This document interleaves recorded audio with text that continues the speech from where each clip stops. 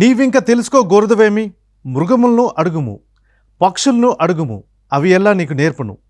నేలనడిగినా నీకు బోధన చేయును, సముద్రమందలి చేపలు నీకు పాఠము చెప్పును. ప్రభువే తమను చేసినని ప్రాణులకెల్లా తెలియను. జీవించు ప్రతి ప్రాణి ప్రాణము, ప్రతి నరుని ఊపిరి ఆయన ఆధీనంలోనే ఉన్నవని యోబు గ్రంథము 12వ అధ్యాయం 7-8 వచనంలో రాసి ఉన్నది. అసలు మన ప్రకృతి మనకి ఏం బోధిస్తున్నది? మన గృహం భూగ్రహం అనే కార్యక్రమానికి స్వాగతం. ఇటీవల కాలంలో శాస్త్రజ్ఞులు, ఇంజనీర్లు మొక్కలు మరియు జంతువుల నుండి ఎంతో నేర్చుకుంటున్నారు. ఉదాహరణకు కొన్ని రకాల సీతాకోక చిలుకలు వాటి రెక్కలపై ఉండే నిర్మాణం ద్వారా కాంతి ఎలా విలీనం చేస్తాయో తెలుసుకొని నీటిని శుద్ధి చేయడానికి ఉపయోగించే ఫిల్టర్లను మరియు ఇతర నీటి శుద్ధీకరణ పద్ధతుల్లో పురోగతి సాధిస్తున్నారు. మొక్కలు మరియు జంతువుల అమూల్యమైన జ్ఞానాన్ని, వాటి జీవన విధానాన్ని అర్థం చేసుకోవడం ద్వారా కొత్త సాంకేతికలను మనం అభివృద్ధి చేయగలుగుతున్నాం. తమ ఆహారం కోసం వెళ్ళిన చీమలు తిరిగి తమ పుట్టకు ఎలా చేరుకుంటున్నాయని ఒక్కసారి ఆలోచించండి. తమ పుట్టకు సులువుగా దారి కనుక్కోవడానికి వీలుగా ఆ చీమలు ఆ దారి పొడవునా ఒక రకమైన పరిమళ ద్రవ్యాన్ని వదులుతాయి. అంతేకాక కొన్నిసార్లు అవి రేఖాశాస్త్రాన్ని కూడా ఉపయోగిస్తాయని బ్రిటన్లోని పరిశోధకులు కనిపెట్టారు. పుట్ట నుండి 50 లేదా 60 డిగ్రీల కోణంలో ఉండే ఎన్నో చీలిక దారులను అవి చేసుకుంటూ వెళ్తాయి. చీమల పుట్టకు తిరిగి వస్తూ అలాంటి ఒక చీలిక దగ్గరికి చేరుకున్నప్పుడు వాటికున్న సహజ జ్ఞానాన్ని ఉపయోగించి తక్కువ కోణంలో ఉన్న చీలిక ద్వారా ఆ ప్రాంతానికి చేరుకుంటాయి. ఆ దారి వాటిని ఖచ్చితంగా పుట్టవైపుకు నడిపిస్తుంది. అలాగే పక్షులు సుదూర ప్రయాణాలు చేస్తున్నప్పుడు అన్ని రకాల వాతావరణంలో నిక్కచ్చిగా ఒక దిశలోనే ప్రయాణం చేస్తాయి. అలా ఎలా చేస్తున్నాయి? పక్షులు భూమి యొక్క అయస్కాంత క్షేత్ర ప్రభావాన్ని గ్రహించగలమని పరిశోధకులు కనిపెట్టారు. అయితే భూమిలోని అయస్కాంత క్షేత్రాల రేఖలు వివిధ ప్రాంతాల్లో భిన్నంగా ఉంటాయి. ఎల్లప్పుడూ ఉత్తర దిక్కునే సూచించవు. మరి వలస వెళ్ళే పక్షులు దారి తప్పిపోకుండా ఎలా వెళ్తున్నాయి? పక్షులు ప్రతిరోజు సూర్యుడు అస్తమించే స్థానాన్ని బట్టి తమలోని దిక్సూచిని సవరించుకుంటాయి. అక్షాంశాలు, ఋతువులు ఆధారంగా సూర్యుడు అస్తమించే స్థానం మారుతూ ఉంటుంది. కాబట్టి సంవత్సరంలోని సమయాన్ని తెలిపే తమలోని ప్రకృతి సహజ సిద్ధమైన గడియారం సహాయంతో అవి సూర్యుడు అస్తమించే స్థానానికి సంబంధించిన మార్పులను గ్రహిస్తాయని పరిశోధకులు తెలియజేస్తున్నారు. ఇలా చెప్పుకుంటూ పోతే ప్రతి జీవి ఏదో ఒక ప్రత్యేకతను కలిగి ఉంటుంది. చీమలకు రేఖాశాస్త్రాన్ని అర్థం చేసుకునే విద్యను ఎవరు నేర్పించారు? అలాగే పక్షులకు ప్రకృతి సహజమైన గడియారాన్ని, అవి అందజేసే సమాచారాన్ని అర్థం చేసుకునే మెదడును ఎవరు అనుగ్రహించారు? కాలక్రమేణీ వాటి సొంత జ్ఞానంతో అవి నేర్చుకున్నాయా, లేక జ్ఞానవంతుడైన సృష్టికర్త వాటికి ఏర్పరిచారా?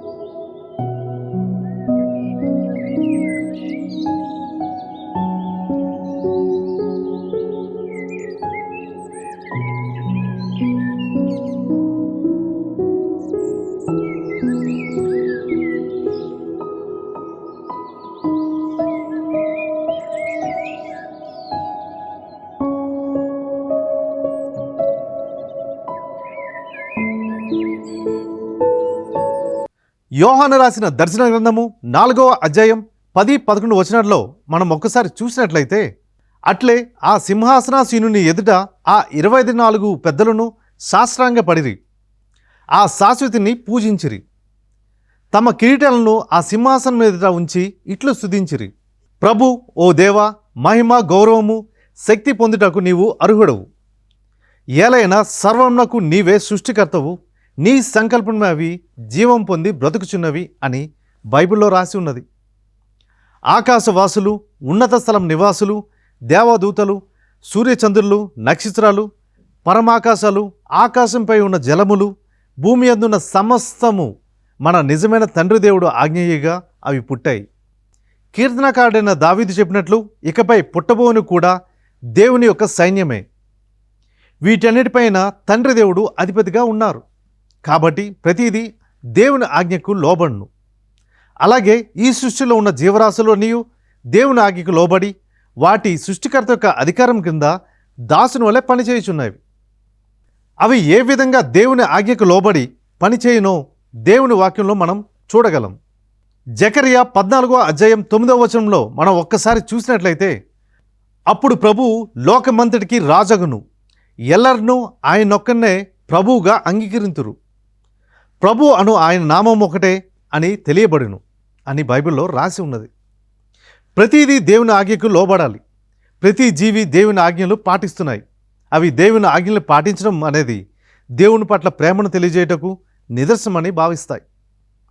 సృష్టిలోని ప్రతిదీ జీవులు, మొక్కలు, జంతువులు ప్రకృతి నియమాలకు అనుగుణంగా పనిచేస్తూ ఉన్నాయి.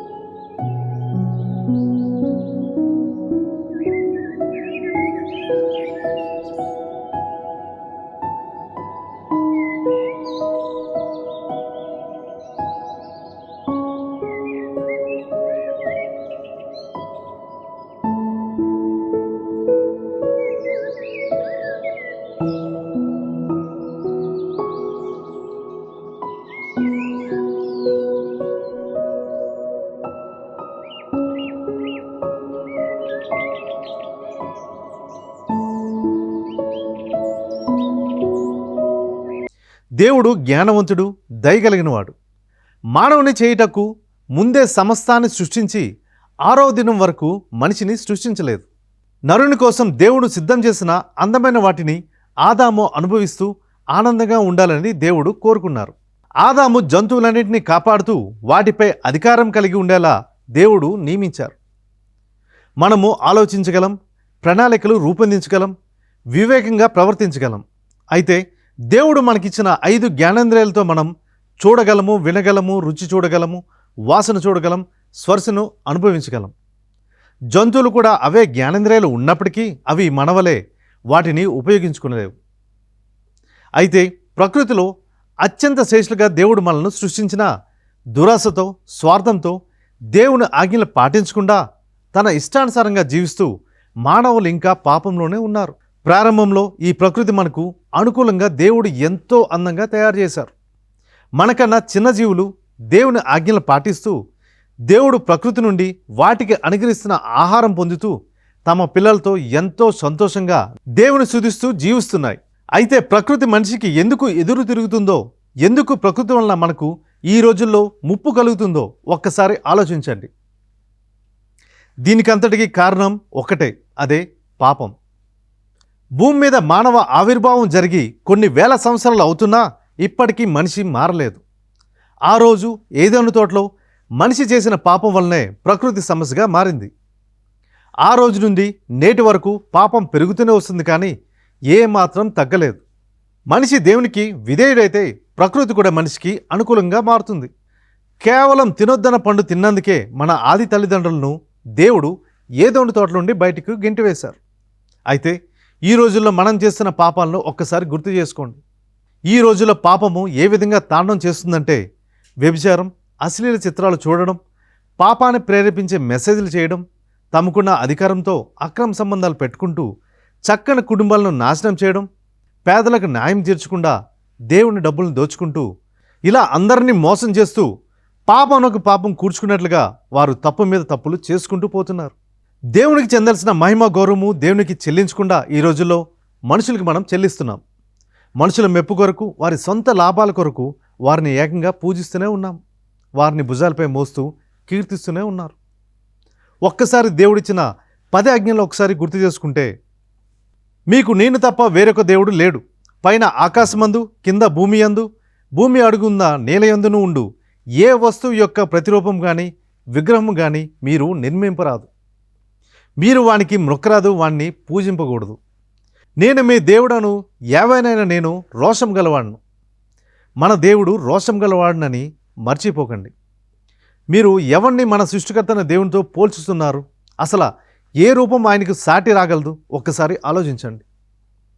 ఈ రోజుల్లో అనేకులు ఆత్మీయ ధనం కంటే భౌతిక ధనం కోసం పరిగెడుతున్నారు.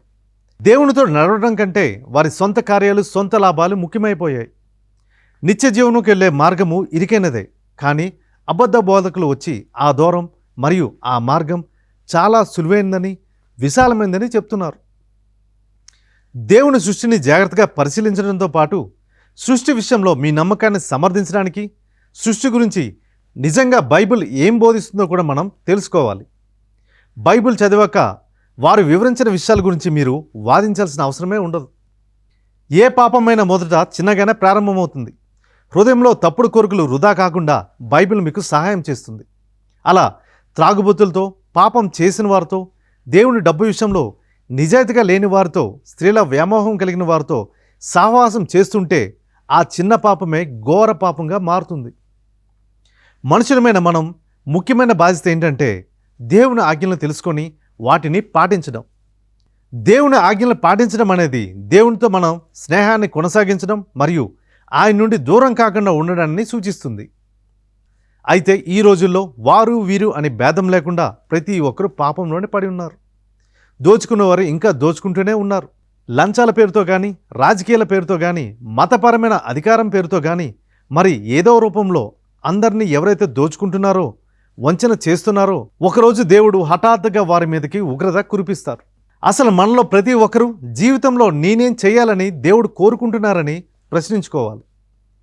దేవుని గురించి తెలుసుకొని దేవునికి దగ్గరై పూర్ణ హృదయంతో దేవుని ప్రేమిస్తూ సేవించాలని దేవుడు కోరుకుంటున్నారు.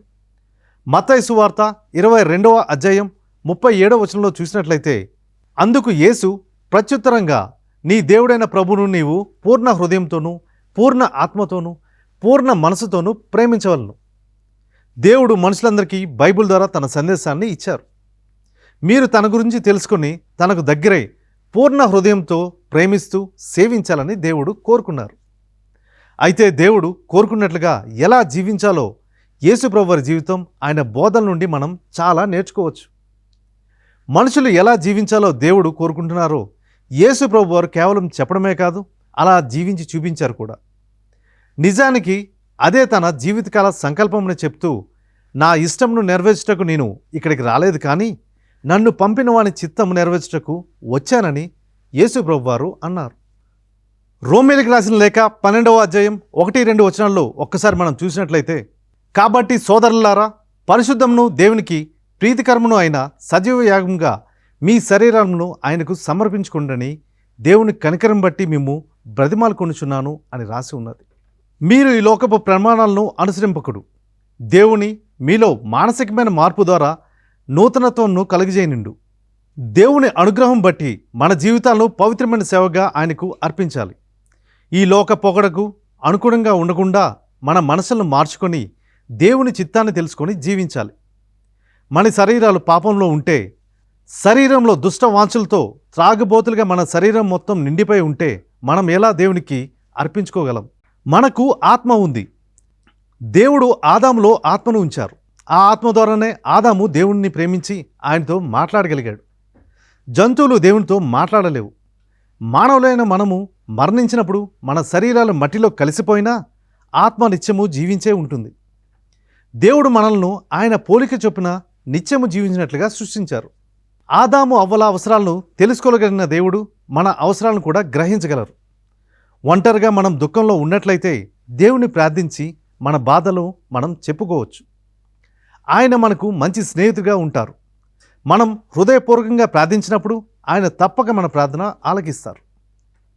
ఆయన మనందరినీ ఎంతగానో ప్రేమిస్తున్నారు. ఆయనందు విశ్వాసం ఉంచినట్లయితే తప్పక మన అవసరాలను తీరుస్తారు. ఇదంతా కేవలము ఆయన యొక్క కృప ద్వారా మాత్రమే జరుగుతుంది. ఇది ఈ వారం మన గృహం భూగృహం విశేషాలు. చూస్తూనే ఉండండి రేడియో వెరిటాస్ ఆసియా తెలుగు. మీ క్రాంతి స్వరూప్.